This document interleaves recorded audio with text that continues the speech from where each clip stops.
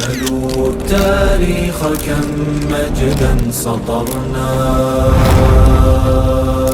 على صفحاته وبه تغنى. الحمد لله په داسې یو سیمینار کې و در اوایل جا دارد که از نهاد کلمات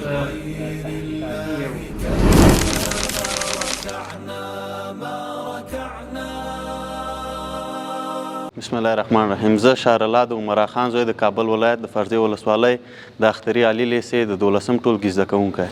د سیمینار نه موږ د وخت په هغه کې هغه شی زده کړله چې مثال د خبرې استادان بې ځایه وخت تېر نه کړي، درس شاګردانو ته ورکړي او شاګردان هم بې ځایه وخت تېر نه کړي او درس زده کړي او حدیثونه او اسلامي معلومات هم زده کړل. دا خو ډېرې ښې هغه لري، دا زموږ په ګټه باندې دی دا سیمینار. تهاب الأسد وطأتنا لأننا لغير الله كلا ما ركعنا.